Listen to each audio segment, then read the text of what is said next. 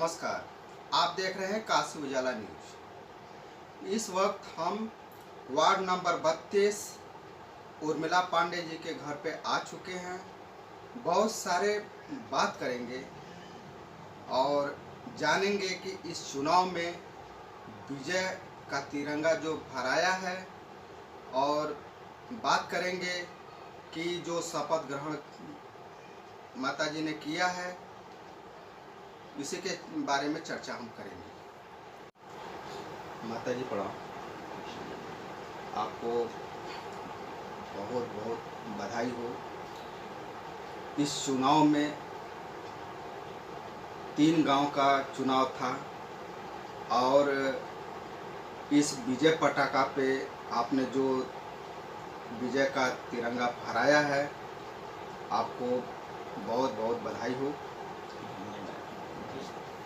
और हमारे जो उत्तर प्रदेश के deputy CM Keshav Prasad Maurya ji Rudra convince Shivira पे जो आए थे, आप लोगों को शपथ ग्रहण किए कि मिनी सदन में आप सभासद के प्रत्याशी के रूप में आपने शपथ ग्रहण किया। उसके बारे में हम कुछ जानना चाहते हैं कि वहाँ पे आपको कैसा लग रहा था, कैसा महसूस हो रहा था, उसके बारे में। ऐसा है कि मैंने वहाँ जा करके ये महसूस किया कि देश की सेवा के लिए राजनीति में भी थोड़ा सा उतरना चाहिए, और मुझे सौभाग्य मिला, जनता ने मुझे इस सौभाग्य को दिया, तो उस कार्य को भी करने का प्रयास किया जाएगा। अपने वार्ड के जो जनता है, आशापुर, तिम्मापुर, लेड़ूपुर की जो जनता है, उस जनता के लिए आप क्या कहेंगे? मैं उस जनता का कोटि कोटि जो है धन्यवाद दूंगी, और ये प्रयास करूंगी जनता ने मुझे जिस कार्य के लिए चुना है उस दायित्व को मैं पूर्ण रूप से निर्वाहित कर सकूं। माता जी, आप क्षेत्र में घूमी, प्रचार की, हर घर में गई और अपने जनता के बीच में आप हर चीज़ को देखा होगा, दिल से समझा होगा कि ऐसी कौन सी कमी रह गई है जो कि अभी आपको दिख रहा है आपके वार्ड में। देखिए, हमारे 32 नंबर वार्ड में जो है, चूँकि ग्रामीण क्षेत्र था, अभी तुरंत बना हुआ है नगर निगम में, तो अभी वहाँ बहुत सारी कठिनाइयाँ हैं। पानी की समस्या है और सीवर वगैरह की समस्या है, बिजली की समस्या है, सड़कें एकदम खराब हैं, तो समस्याएं तो अभी बहुत हैं, और उसका समाधान करने का मैं प्रयास भी करूंगी और करूंगी। हम सर्वप्रथम एक चीज़ और पूछना चाहेंगे कि जो अब तो सभासद बन ही गई हैं, तो हमको ये बताइए कि अब सर्वप्रथम आप कौन सा कार्य करेंगे अगर आपको ये सामने अगर रखें?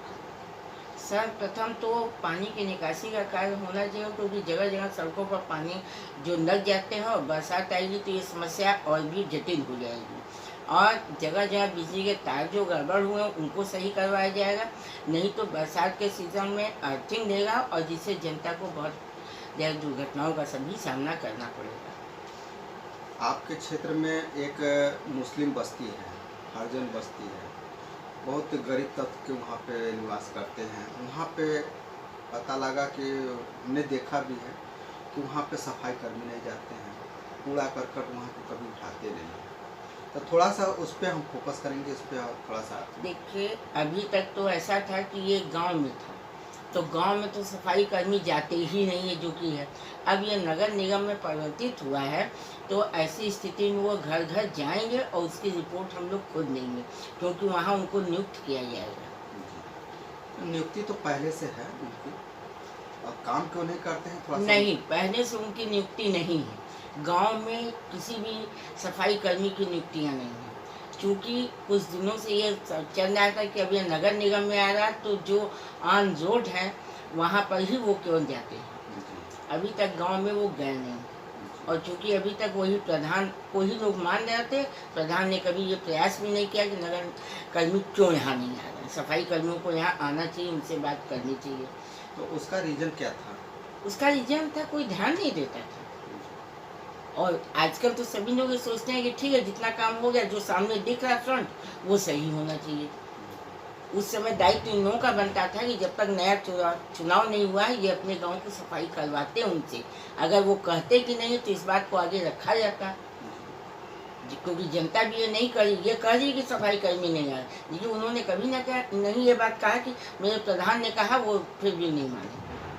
अभी तक तो वो प्रधान के अंडर में थे, उनकी जिम्मेदारी होती थी। अब मुझे ये दायित्व मिला, मैं उसको दिखाऊंगा। यही कहूँगी कि सफाई भी वो ध्यान खुद भी दें। ऐसा नहीं है कि केवल नगर निगम कर्मियों से हो, वो एक बार सफाई करके आएंगे, उसके बाद सारा जो है कूड़ा अगर फेंक दिया जाए तो यथावत गंदगी बनी रहेगी। एक चीज़, दूसरी चीज़ जो है, पानी की निकासी के लिए सारे लोग अपने घर से जो है पाइप डाल करके निकालें, ताकि जो है जो खुले सड़कों में पानी बहता है वो न बहे। कुछ वो भी सफाई पर ध्यान दें। हमारे मेयर साहब तो शपथ लिए हैं कि स्वच्छ काशी सुंदर काशी, तो मेयर साहब इस पे कितना अपना जलवा दिखाएंगे, उसके बारे में थोड़ा सा। नहीं, देखिए, वो तो दिखाएंगे, प्रयास भी करें। उन्होंने ये रखा भी कि मैं 1 महीने में एक बार देखूंगा, लेकिन 1 महीने की गंदगी 1 दिन में साफ नहीं होगी। जब तक जनता सहयोग नहीं देगी तब तक कोई व्यक्ति विशेष नहीं कर सकता, क्योंकि जनता की संख्या ज़्यादा है, उनका काम ज़्यादा है। हम लोग उसको देखेंगे, जो करवा सकते हैं उसको करेंगे, लेकिन जनता भी उसके लिए हो। क्योंकि अभी देखिए, रुद्रा के सामने कूड़े का अंबार लगा था, उस समय मैं एक प्रत्याशी की हैसियत से थी, मेरा निर्वाचन नहीं हुआ था, फिर भी मैंने उसको लिखवाया और वहाँ कूड़ा वहाँ से उठवाया। बहुत अच्छा लगा हमको माताजी से बात करके, और हम वार्ड नंबर 32 की जनता से हम भी यही आग्रह करेंगे, निवेदन करेंगे कि वो माताजी का सहयोग करें। स्वच्छ काशी, सुंदर काशी, भव्य काशी अगर दिखाना चाहते हैं तो आपका पूरा का पूरा सहयोग चाहिए। आपसे हम फिर मिलेंगे नए न्यूज़ के साथ, तब तक के लिए